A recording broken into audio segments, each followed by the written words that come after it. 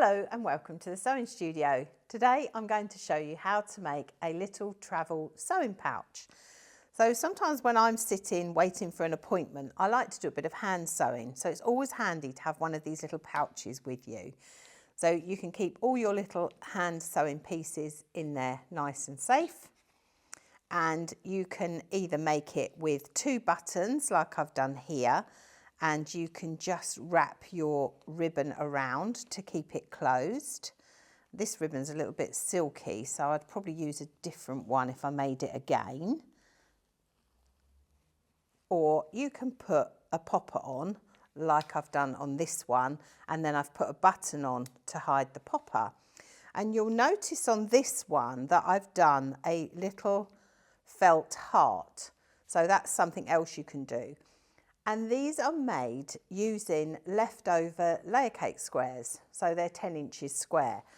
They're also made using scraps of wadding, so I've got 2 10-inch squares, a 10-inch square of wadding, and as I say, you can use a button or a popper, so I've got this button for the green one, which I'm going to pop on at the end.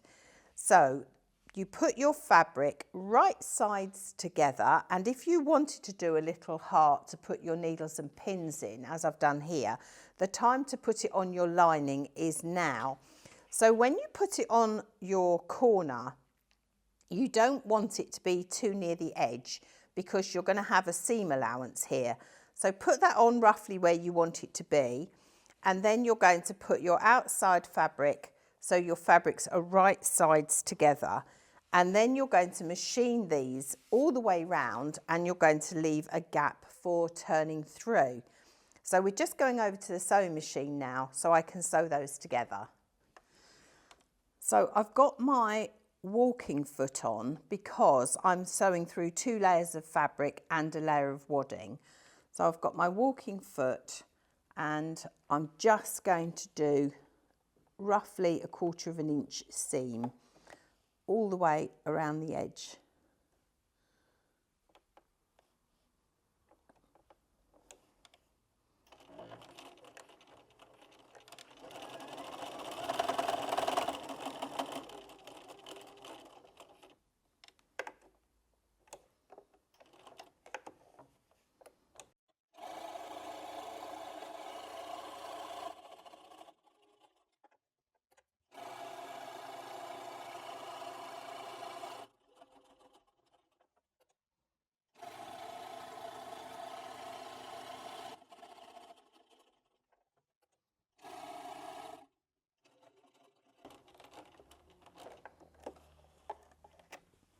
So I'm now going to turn that through. I'm going to cut off my corners and give it a good press.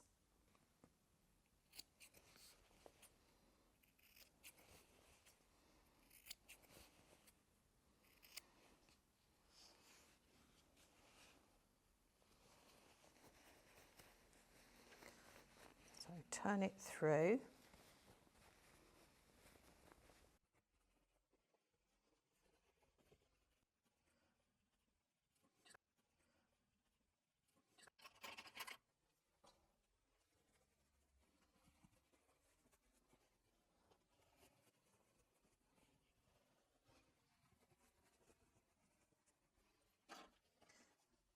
And now I'm going to give that a good press.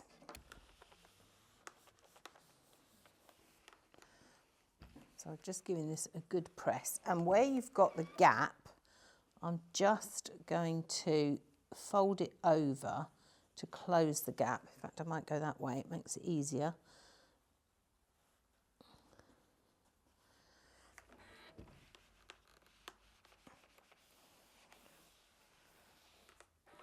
And what I'm going to do is I'm going to put a binding clip on there to keep that closed.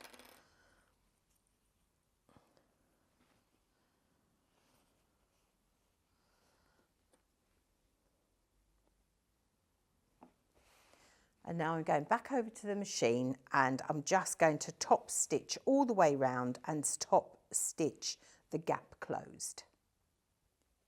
So I'm not doing 1/4 inch, I'm going as near to the edge as I can. So I'm just doing a top stitch all the way around the edge,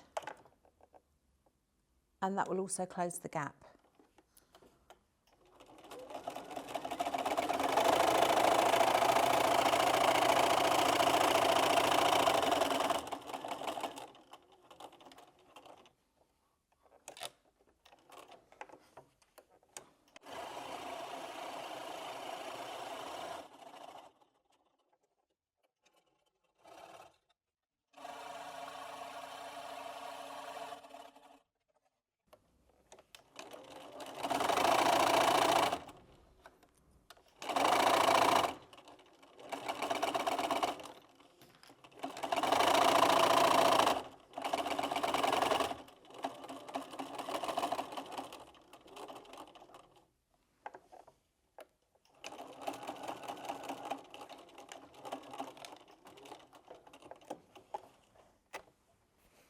And now I'm going back to the table to show you how to fold it. So now we've got our square with our wadding inside, and we've got our heart for our pin keeper or our needle keeper here. And what we need to do is we need to find the center point. So I'm just going to fold it in half like this, and then in half again. And so I can see where the center point is. And then you fold your side pieces in and you overlap them by about 1/2 inch like that. And then you bring the bottom up like that. So I'm just going to pop a couple of clips in here to hold this while I go over to the iron to give it a press.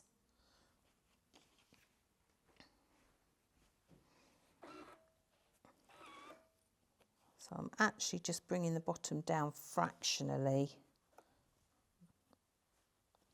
And I'm going to give it a good press.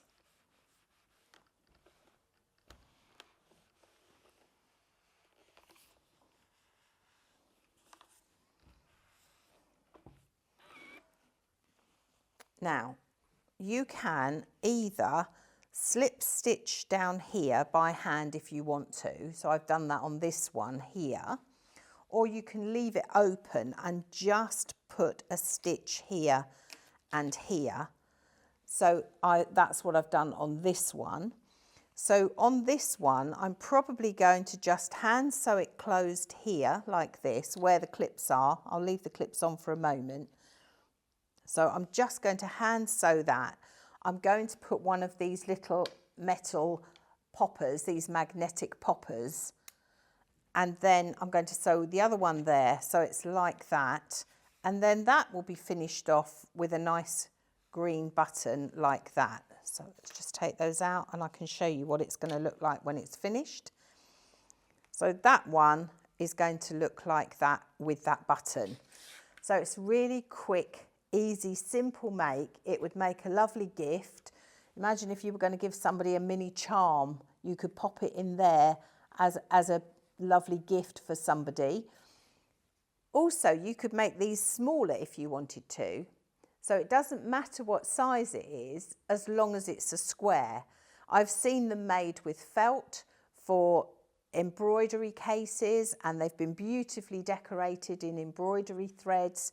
But I think this is a great way of using up the leftover squares from my layer cake.